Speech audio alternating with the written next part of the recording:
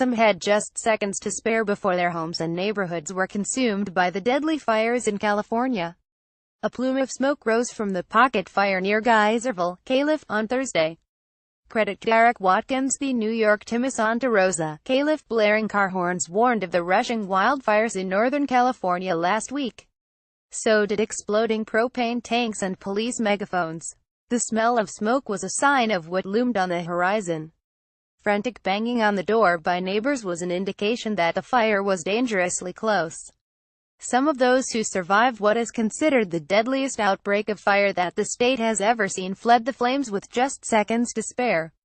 Behind them, in rearview mirrors or over shoulders, they saw their homes, possessions, entire neighborhoods consumed by the inferno.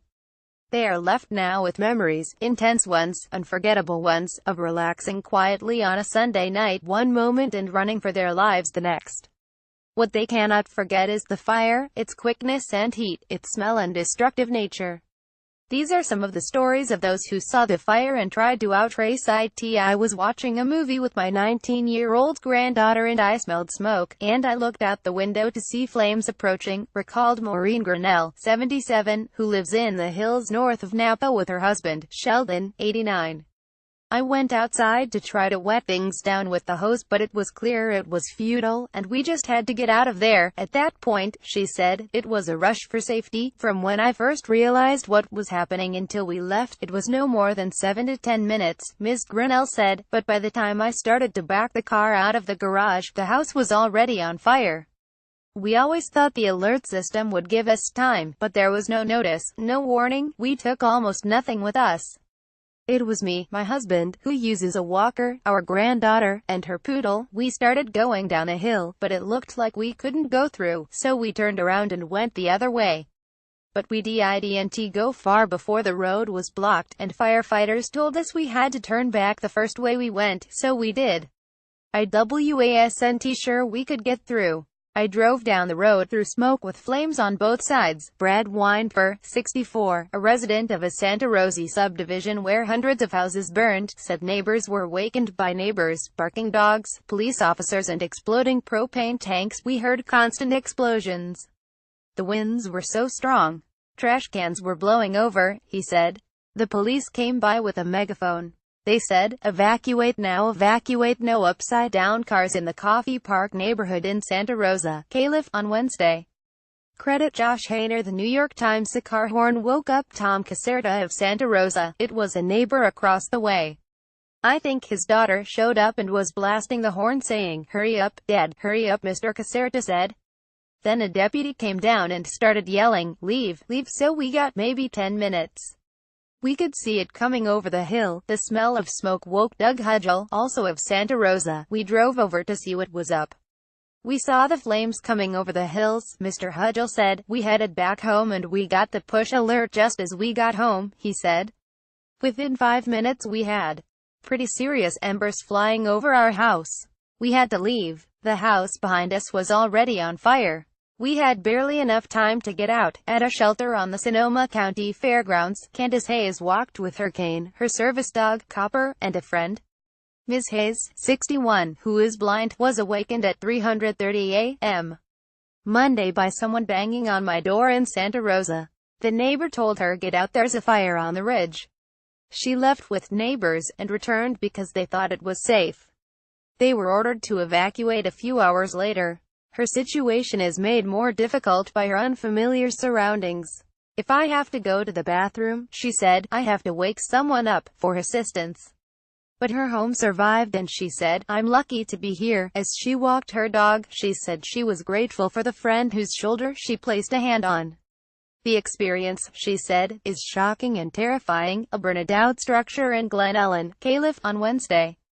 Credit Jim Wilson. New York Times. Ara and John Shepard fled their home in Redwood Valley, Calif, early Monday, piling some possessions into 2 cars, along with their 2 children and 2 dogs.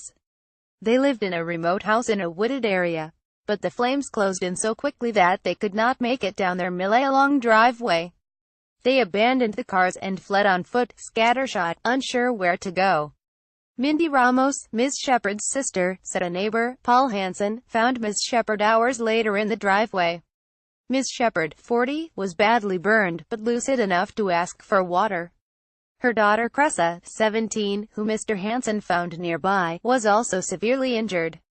Her son, Kai, a shy 14-year-old who was just beginning to open up and liked baseball, wrestling and playing the saxophone, was dead.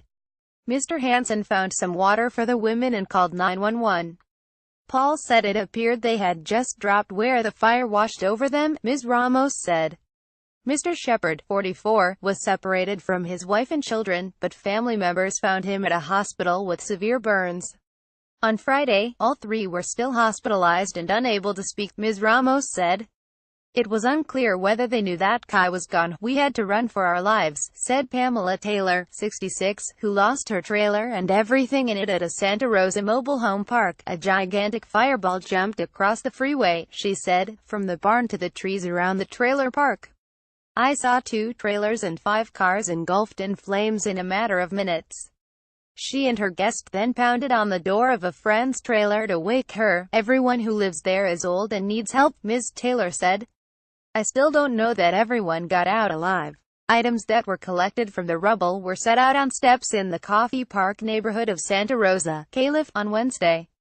Credit Josh Hayner, The New York Times. The smoke was so intense that Kylie Garcia, a 19-year-old artist and student in a Santa Rosa subdivision, and her father, Raleigh Garcia, placed wet washcloths over their noses and mouths. My dad went outside to scope out the scene, she said.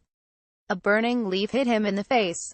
They gathered clothes and fled the house, leaving behind boats, cars, motorcycles, artwork and a pet snake. She and her father then drove the neighborhood looking to help others. It only took an hour for the whole neighborhood to burn, she said. I remember looking up at the sky. There was black smoke everywhere. The sky was straight yellow. Days later, Ms. Garcia sat on a metal chair at a shelter. I still think I can pick up food at my house, but I don't have a house, she said. We're going to have to be starting over from the ground up. Outside a shelter in Santa Rosa, Bill Nickel, 89, clutched a canvas bag that held a change of clothes. A former correctional officer, Mr. Nickel had initially refused to leave his apartment in Santa Rosa, where he had lived for 20 years. He said he had asthma and did not want to go outside. So he ignored, he said, an automated call advising him to be prepared to evacuate, brushed off the volunteer who was banging on my door, and the widows who normally brought him casseroles but this time begged him to flee. Finally, a police officer told him to leave, so he did. Now he was outside the shelter waiting for a ride home, even though, he said, we're not supposed to be going back. The winds and the explosions from propane tanks were unsettling, said Debbie Bratberg, a school teacher who lived with her husband, Bob, a retired lawyer, in Santa Rosa. At first, the first was on the other side of the freeway, so Ms. Bratberg was not overly concerned, even after a friend messaged that she was evacuating. Later, she learned the fire had jumped the freeway, so she and her husband fled with their mature cats, Pumpkin and Teppo, nothing more. Before leaving, they ran to their neighbors to warn them, awakening an elderly couple. As the Bratbergs drove away, we saw burning embers falling, she said. On Facebook, Ms. Bratberg posted a message that read, I'm homeless. I need everything. A friend of a friend offered them a place to stay for 3 weeks. It's a start, she said. A brick wall was all that remained of a home in the Coffee Park section of Santa Rosa on Friday.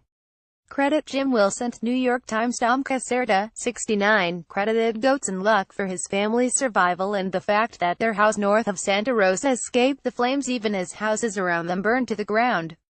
His 3 pet goats had chewed every bit of grass to the ground, and the flames, Mr. Caserta said, stopped where the goats had done their work. I'm going to give them a special treat, said Mr. Caserta as he patrolled for smoldering logs and stumps. I saw that glow up there, and when I got up in the morning I didn't have to have them tell me what was going on, said Daniel Del Santi, 92, who refused to evacuate his home near Napa and watched the flames come within half a mile of his house. Did he consider evacuating? Not for a minute. I go down with the ship, he said.